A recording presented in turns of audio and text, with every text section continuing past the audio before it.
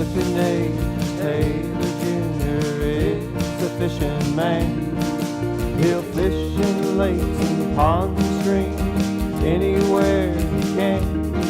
He casts that rod and reel just like he was a seasoned pro. But did you know? Yes, I know. He ain't but 7 years old.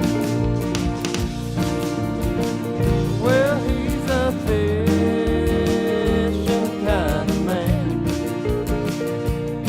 and like his dad, he'll take a stand.